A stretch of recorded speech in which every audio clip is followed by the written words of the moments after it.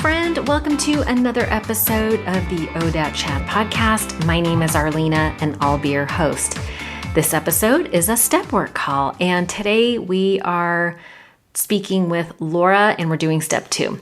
But before I jump into it, I just have a couple of resources for you. So the step work calls and interviews with past guests can be found at odatchat.com, or you can simply subscribe on iTunes, Google Play, Stitcher, or your favorite podcast app. We're even on Spotify, which is super fun. Also, I talk a lot about books that have helped me over the years, and I'm obsessed with audible.com. So if you want to try one of these books for free, just use the link on odatchat.com and sign up for Audible by using the link on my website. I hope you enjoy this conversation as much as I did. So with that, please enjoy this episode with Laura. Well, Laura, thank you for joining me on an episode of ODAT Chat. Thank you for having me. We're doing step 2. I know, it's so exciting. Yeah. So how was it for you, last week to this week? It was really good. I had done step 2 before, but I had not read the big book. Like you had me read 3 chapters. Oh, yeah. Uh-huh. That kind of correlated with what step 2 is all about. So that was super helpful to just read the ideas in the book and make connections and everything, and kind of gave it a little bit more dimension. So I feel like it was really productive. And I feel like there was a lot of really good things that came out of it. So that's awesome. Yeah. The readings are really good, even though they're kind of old school. They were written, 70, 80 years ago by now. I've never really read it before, and man, this stuff is real and it's true and it's honest, and it's like, yeah, that's how it is. I really, resonated with those chapters. Yeah. And I think what strikes me the most about those readings, like, even though it's really old, it's like the feelings are still all the same. Mm-hmm. Yeah. And I feel like, alcoholism crosses all socioeconomic boundaries, because at the end of the day, we all still feel sadness, powerlessness. We're all wrestling with the same types of feelings. So for sure, no matter where we go, I think that's why we relate to each other so much. Mm-hmm. I'm sorry. I was just going to say, there's this huge belief that, since it's legal, it's okay, and it just kind of complicates everything. So you can be successful and drink every night and feel like that's okay, Right. Yeah. It is kind of confusing. But before we get too deep into it, I keep forgetting to pray at the outset. So how about we do that now? We'll just invite God in and see what comes up for us. Good. Okay. Dear Father, thank you so much for this opportunity to work with Laura as we do step 2. I pray that you guide our hearts and our minds, that we might open up to whatever you would have us learn today. And just thank you for your loving presence as we go through step 2 today. So thank you very much. Amen. Amen. Amen. All right. So step 2 is came to believe that a power greater than ourselves could restore us to sanity. So do you struggle with a higher power or a concept of a higher power? No, the only thing that I struggle with is making the connection from, I have a higher power, okay, and I trust my higher power and all that, but I haven't necessarily made the connection of him taking away the craving or the urge when that switch flips. Mm-hmm. You know what I mean? Like being relieved of the obsession. Yeah. So I haven't really made that connection yet. And so that's, one of the things on the paper, where it says, how do you want your higher power to work in your life? I want to be able to make that connection to where when I'm having struggles or cravings, I can go to my higher power and get that relief. So when you have a craving, do you pray and ask for the craving or the obsession to be removed? I have not. That's one thing that, as doing this step, I realized that that's one of the missing puzzle pieces. Mm-hmm. So I don't have cravings often. I think the last time I had strong cravings and urges was on Memorial Day. So it's not something that happens very often. So definitely, I will definitely do that the next time that I have the urge. Yeah. And you can also like call me or reach out to somebody from your, local support system and just kind of talk about, what might be triggering that feeling. Typically it's a feeling of some sort of anxiety or something that's beneath the craving. Like they say that alcoholism is just a symptom of a deeper problem. So it's, we typically don't want to change the way we feel if we're at peace. Right. Right. So, that's why it's so important to reach out and start building your support system. Did we talk about willingness calls? You did. Okay. I do plan on going to meetings, but not until after I get out of school. So I haven't had a chance to make those connections yet, but definitely that's been in the back of my mind. Yeah. Do you have friends that you knew from before when you were going to meetings? No, I don't. I do have friends online that I'm very close to. Mm-hmm. So I could always, and I do reach out to them frequently. Like we talk daily. Are you texting or are you actually calling and having a conversation?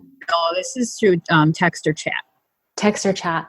Do you think you would be willing to pick up the phone and just like have a conversation, like get in the habit of like calling them? Yep. If you can. Yep.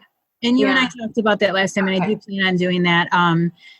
But I will start going to meetings once school's done with. Yeah, that's good. Yeah, I always find that like when if I'm in the habit of calling people regularly, then when the shit hits the fan, I'm already sort of in the habit, and I'm current with people, so that tends to help. Mm-hmm. So good. Yeah, it is a process, So you're right on track. So that's awesome.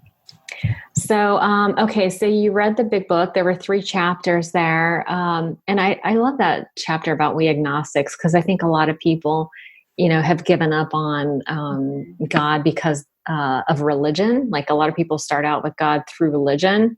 Mm-hmm. And so this is definitely, it's about spirituality as opposed to religion.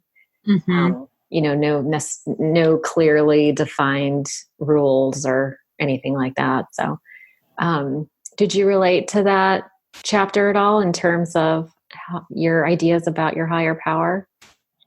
I did. And I thought it was interesting. It seems as I read through it, I realized how with a lot of people, there's a lot of resistance to the higher power. And, luckily I can't necessarily relate to that myself. I mean, I understand how someone would be like that, but it's just not something that I question at all. Oh, that's awesome. That I struggle with again is just making that connection of, well, how do I get him to help me? How can I use the higher power to work through difficult situations? Yeah, I mean, because that's a very practical question, right? And in the way it works for me is that I feel like in my life, God works through people in my life. Mm-hmm. So I felt that way too. That sometimes when I meet somebody, it's odd, and it's like, okay, I was supposed to meet this person for a reason. Yeah. Is it odd or is it God? Right. But yeah, it's funny the people that come into your lives at particular times and really make you question that. So yeah, I mean, I did relate to the chapter. It's just the part about the resistance, and I get it. A lot of it, people need a lot of logic. But I really there was a story about a man, and he was questioning the higher power, and he had gone through a lot of hardship. So he, was like, there's not a God. He wouldn't do this to me. And then he basically heard God, he heard a message that, said, who are you to say that there's no God? And then he started to believe. I guess it connected with me because I've heard a message before that was so strong and so clear. So I could really relate to that part of it. But you did. Can you tell me a little more about that part?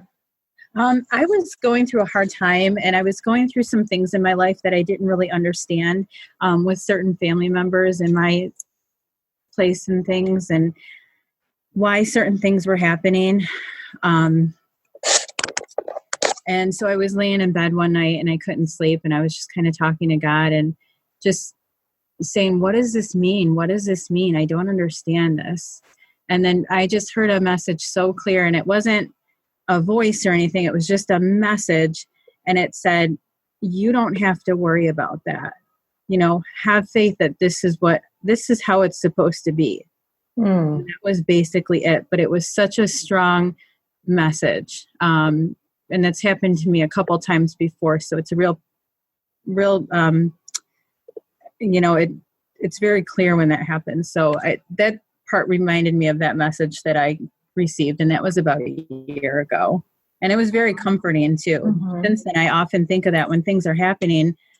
Okay, I don't know why, but there's a reason, and I'll find out eventually. Right. Yeah. So it was very comforting.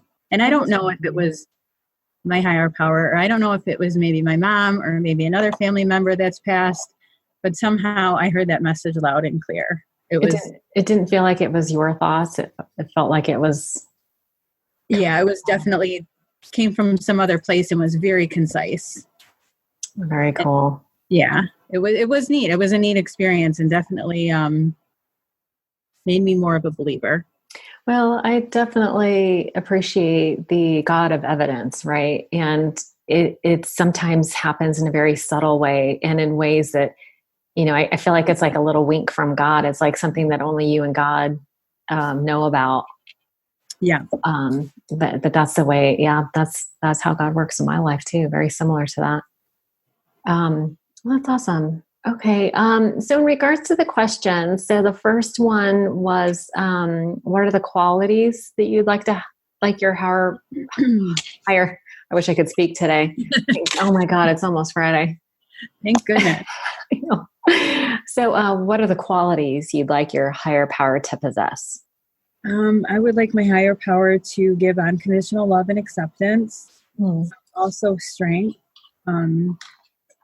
Lots of guidance, more guidance than I already received would be great. And then also forgiveness. And again, the acceptance of, even with all my imperfections, knowing that I'm still accepted and loved, and that's not going to change. That's what I would like to have more faith in.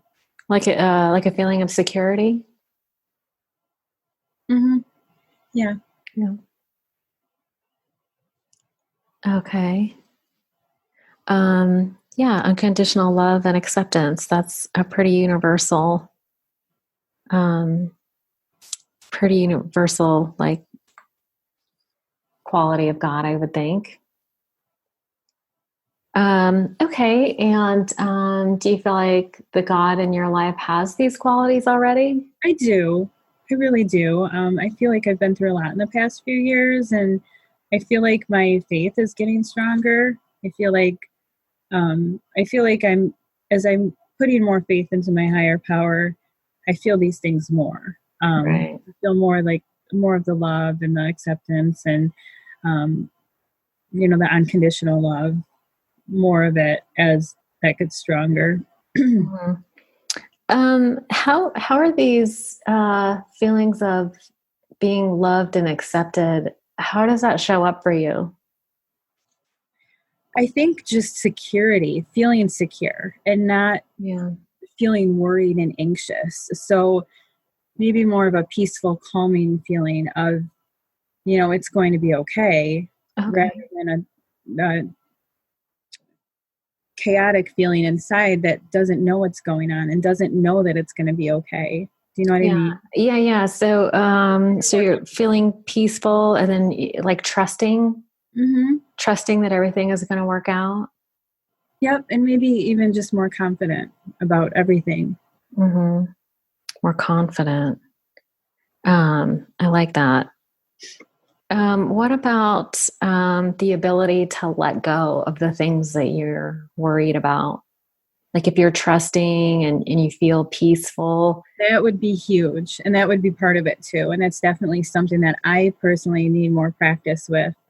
But Like that's ability to let go and let God type of thing. Yeah. And have that faith that he'll take care of it. Right. You don't have to hold on anymore.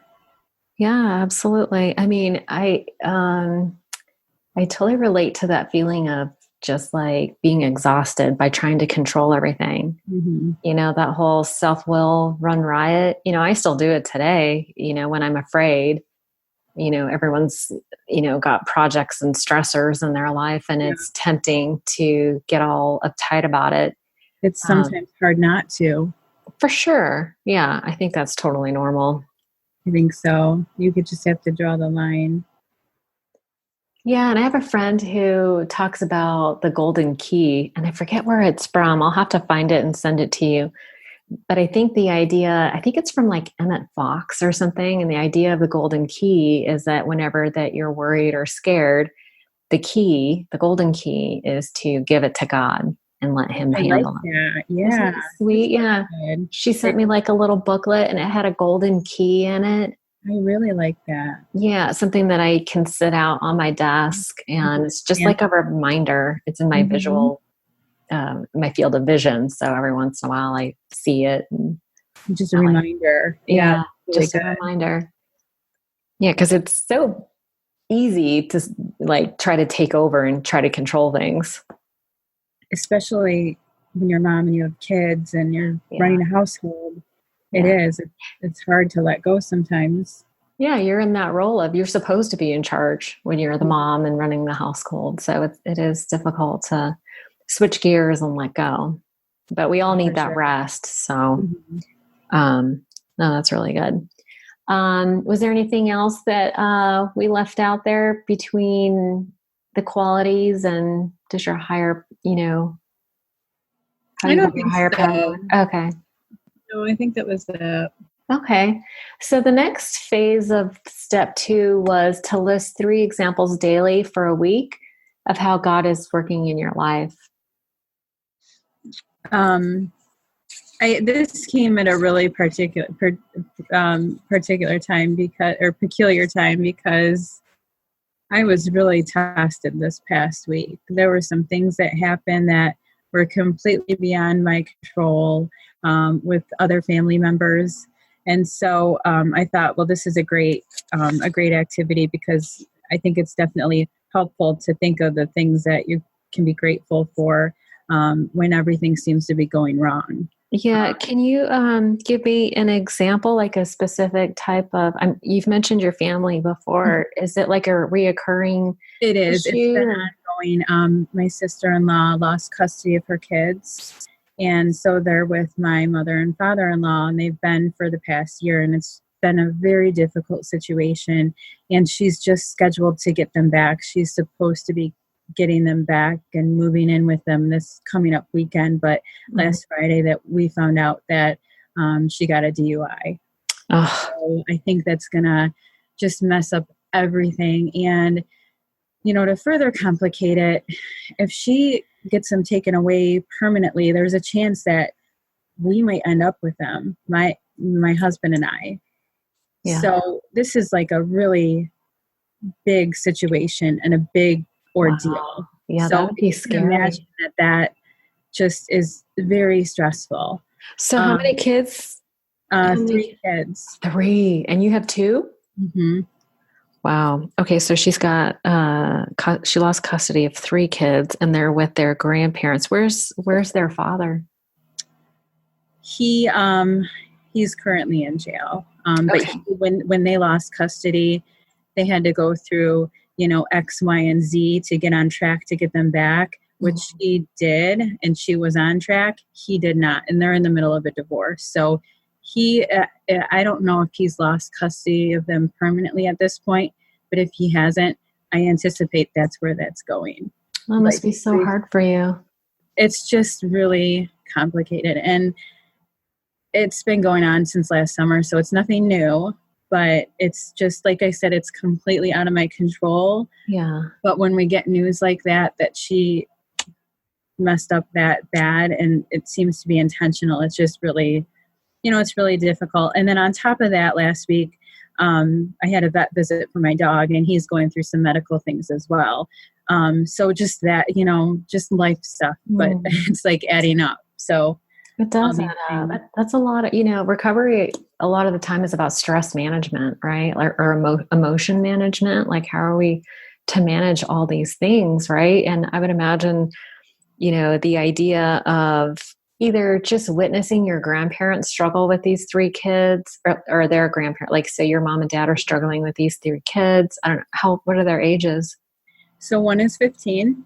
A teenager. Oh. And he's at our house a lot because I have a 16-year-old and they're very close. And, nice. And he lives with the kids just behind us. So they're local. My in-laws live behind us. And then the other two are 5 and 4. No, 5 and 6. 5 and 6. Okay. They were 5 and 4 last year. Now they're 5 and 6. Yeah. Yeah. Okay. So they're pretty young. So you got a haul with those two. Yeah. But yeah, I mean, if I were in your shoes, I'd be concerned about the amount of responsibility coming my way. Mm-hmm. Potentially. Not to say that that's going to happen, but I've already opened my heart to it, and I don't know if it's like I said. My husband, he's not completely on board, mainly because. And we haven't talked about this since last summer, but he said, if I take those kids, the relationship with my sister is completely over. So he's got to make this decision now, them or her. And it's just such a complicated situation. But knowing that I've opened up my heart to it, I know that it's a possibility, and it's scary, but I trust God. Yeah. No, it's just interesting. I guess what was coming up for me as you were sharing that is, you're powerless over the way your husband responds to that situation. Mm-hmm. Yep. And it sounds like, you're saying he decided that if you get custody of her kids, that the relationship between him and, is it his sister or, yeah. Oh, yep. It's his sister. So if he gets custody of her kids, the relationship with her is over. It's going to have to be, because she won't be able to be around them. Right. And she would just play games with it. Got it. Okay. So he's establishing healthy boundaries. Mm-hmm. Got it. Oh, wow. That's really impressive.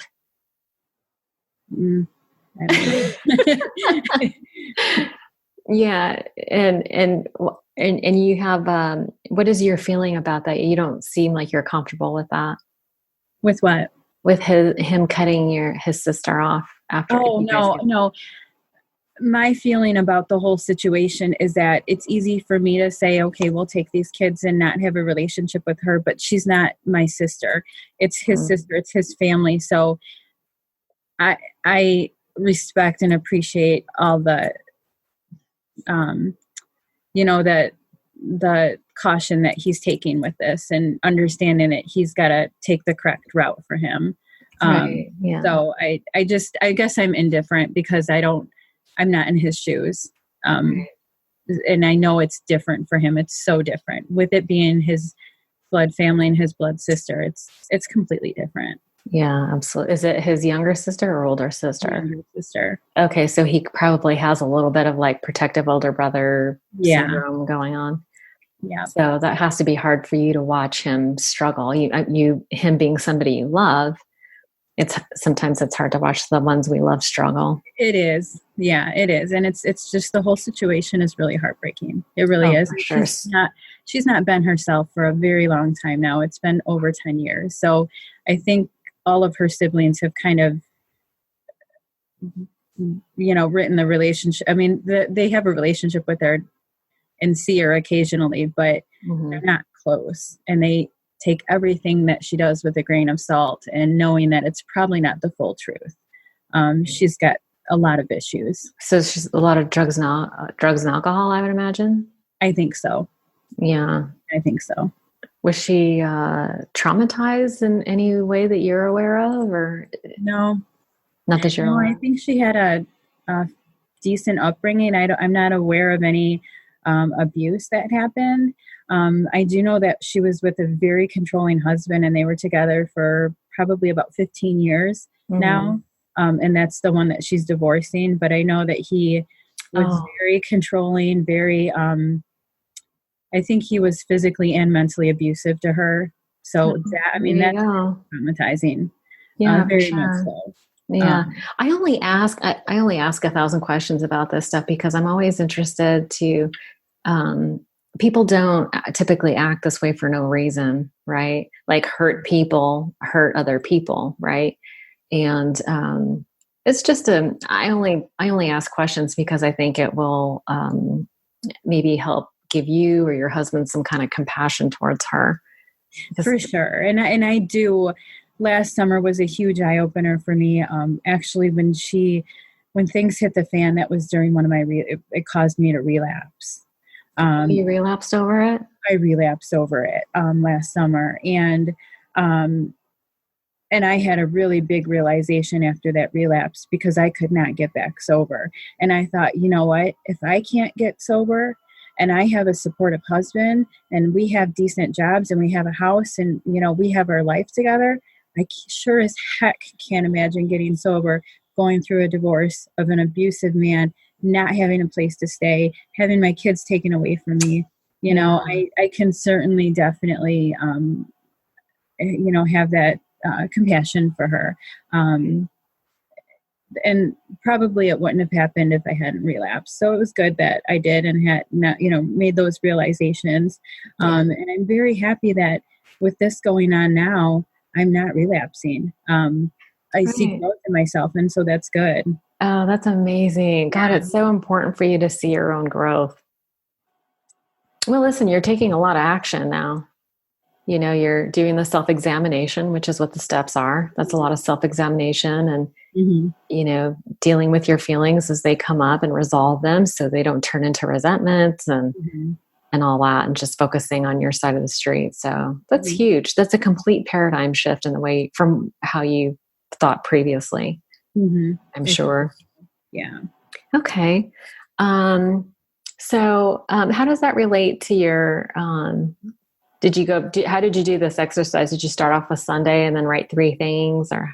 I started off, so I talked to you on like a Thursday. I started off on like Monday, and then I worked backwards for a minute to Sunday, and then I worked forward from there. So basically I just wrote down each day some of the things that I was grateful for. And each and every day I have sobriety as my number one. Right. That's interesting. You're the second person in this series who went through this as a gratitude. Okay. Exercise. I wasn't sure. And I actually reached out to some of my friends and said, what do you think? And they said, I think it's like gratitude, because I didn't know if it was more like examples of when I talk to my higher power. But that's how I read it. Yeah, it is kind of tricky in the beginning. Like if you're establishing what God is in your life to begin with, sometimes it's tricky to know what to look for, but it seems to be like a universal response to that God is connected to gratitude. Isn't that funny? Yeah. But the things that I'm grateful for, I think are gifts from Him, even if it's, a nice weather, sunny day outside. Yeah. Do you mind sharing some specific examples? Okay. So for Sunday, one of the things was a long bike ride. We were able to do because the rain held off. So, we got that in, which is always good. We do like 15 miles. So it's a pretty good stretch. And then for that day too, I also have the last work week as something that I was grateful for. And then Monday, exactly. I mentioned that my dog is going through some things. Yeah. And